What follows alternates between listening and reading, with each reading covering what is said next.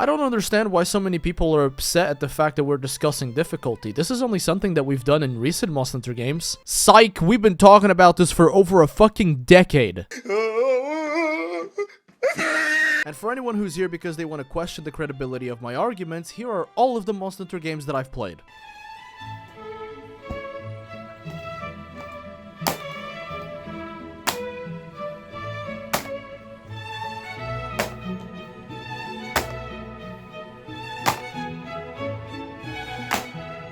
Is that enough? Every single time a new Monster Hunter game comes out, for some reason the Monster Hunter community decides to go at each other saying game too easy versus game too hard. And in every stream, in every video, not just in my own channel but my fellow creator channels, I see the same fucking arguments. What's that? You like Wilds? You're a Glazer and a Shield and you're no longer a veteran. You don't care about where the series is going. The series is dying. And it's because of you. What's that? You don't like Monster Hunter Wilds. What's up? You're not a real veteran. You're not gonna support Monster Hunter. You can't see flaws within this perfect game. What's wrong with you? Fake fan. Let me tell you a couple of little secrets that heavily influenced most people's opinions about Monster Hunter without them even knowing. Number 1, you are misremembering how actually difficult Base World was on release. Number 2, I'm sorry, you will never experience getting into Monster Hunter ever again. Today's video has actually been motivated by two things. Number 1, I am just so tired of having this difficulty conversation and no one being able to tolerate each other's opinion because we're all children. And number 2 is actually because of a video that was very well made by a guy called Monster Hunter Meatman who dedicated so much time to make a 4-hour video debunking difficulty myths about World and Wilds. If you're new, I would understand you disagreeing or potentially not believing in what I'm saying, but if you've been around the channel for a while, I would hope that you can trust me because I have literally no reason to lie to you. But I understand that there might be a little bit of doubt regarding the accuracy of my arguments, so for the sake of that, if you want clarity for those reasons, I strongly recommend you go watch the Monster Hunter Meatman video that I'm linking in the description, because a lot of my arguments are exactly what he's saying, and he's done everything, all the testing, all the math, it's all on that video, so please check it out if you think that I'm tripping. Here's my official position on the difficulty thing. Yes, I think that Wilds has a lot of elements that make the game significantly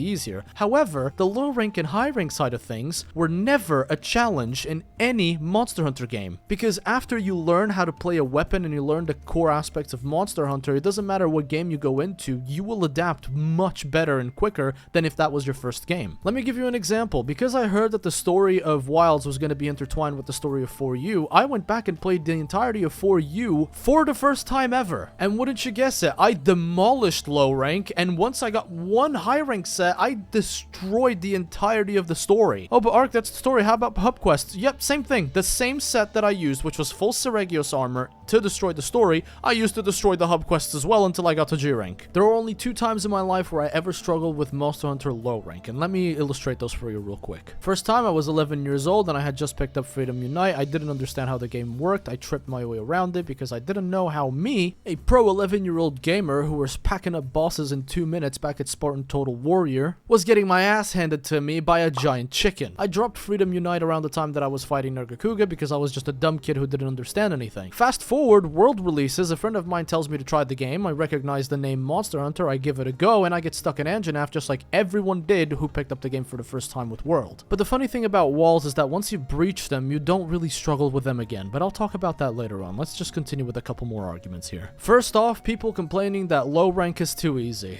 Fucking low rank of all things. This is like saying that a banana is bad because it tastes like a banana. If my previous experience didn't serve to illustrate my point earlier, low rank is never a fucking challenge. Not unless you have never played a Monster Hunter game before. It is a well-known meme that the actual game only starts after you roll the credits, after you beat low rank. Low rank has always been the tutorial part of the game. And much like I said about Rise, when you give a Rathian to someone who's never hunted a Rathian before, they get folded. But you give a Rathian to someone who's hunted them before and now has a bunch of new movesets, Rathian is the one who's gonna get folded. There is a valid argument that streamlining and quality of life being given to the player at abundance is actually making things easier almost because of the background reasons that we don't really think about. You know, things like how overpowered your Palico can be in Wilds, constantly healing you, taking care of your ailments, putting down traps, that kind of stuff. And this is valid. Difficulty streamlining is something that I want to address in its own dedicated video, so we're not going to talk about it today because it doesn't necessarily excuse all the things that I'm going to clear. Something else that really puzzles me are the gatekeeping veterans that say that Monster Hunter doesn't care about veterans, however, they have hundreds of hours in every single Monster Hunter game. Let me tell you a little something. When you say you don't like a game, but you play it for so damn long, you just look like a clown. Do you really expect me to think that you don't like Wilds when you have over 200 hours in the game and you've platinum it? Yeah, sure thing, buddy. That's like saying I'm not gay while giving a dude a blowjob. And for the love of God, can we stop comparing every new Monster Hunter game to World? On top of the difficulty bitching cycle, we now have the World versus whatever the new Monster Hunter game is cycle. Who here doesn't remember the World versus Rise, where Rise had the bad graphics and the bad gameplay and the bad this and the bad that? As if your ass didn't bitch about Base World when it released. The only way you didn't bitch about it is if you were like me and that was your first real Monster Hunter experience, because then you truly didn't have a frame of reference. Like I said, I understand people saying stuff like the quality of life in Wilds making it easier to hunt and potentially dealing more damage faster with something like the wound system, but to act as if this is so incredibly different from the base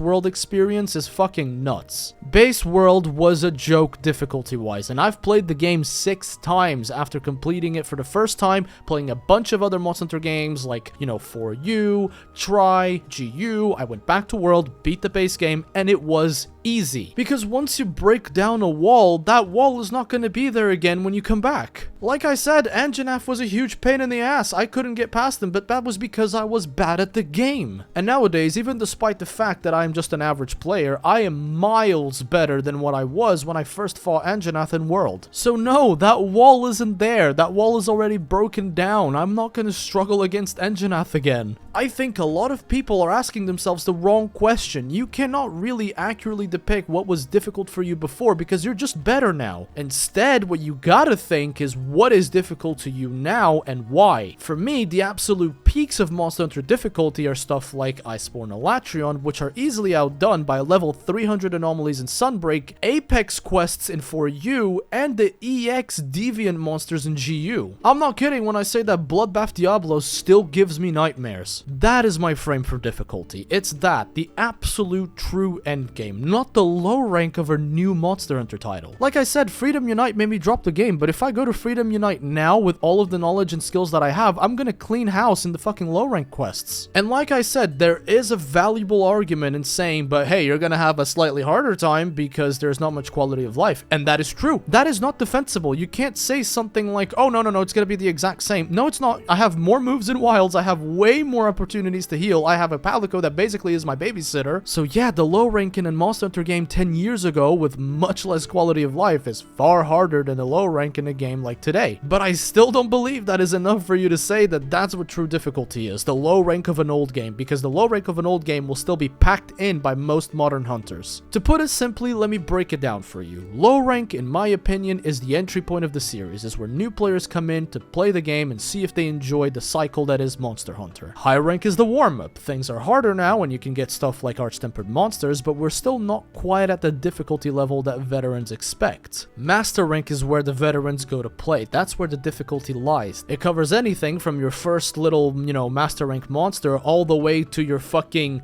Apex level 140 monsters. And as someone who went back and even played the first Monster Hunter game on PlayStation 2, the difficulty cycle has always been this way. And let us not forget what happens when the actual difficulty kicks in. Let me know in the comments if you already know that I'm about to talk about Elatrion in Iceborne again. This fucking guy was the sole reason for Iceborne, or I think it was World, to get review bombed by people saying that the game was too hard. Same thing with Fatalis. Why does this guy two-shot me no matter what attack he throws at me? Even with stuff like the anomalies. Oh, this is artificial difficulty. The monster just has bigger stats. This is a hot take, but I think difficulty is difficulty no matter what it is. For example, I'm someone who's always struggled with AoEs. Like, big monsters that rely on area denial have always bent me over the knee. The high level anomalies for seething Basilegus in Sunbreak were always like my nightmare quest. I fucking hated that fight. I struggled every time. Even Even with the fact that Seething Puzzlegoose is one of the monsters that you can create the biggest amounts of damage because of the weak spots in the tail and the head. Even with the high level anomalies, I dropped them at like level 220, mostly because the grind was fucking too demanding, but do I think it was artificial difficulty? I don't know, I just think it was hard. And for all of you veterans that think that the old games are the hardest ones, people said the exact same thing about the EX deviants in GU. It's like, oh no, this is artificial difficulty, it's just damage numbers. Time is a flight circle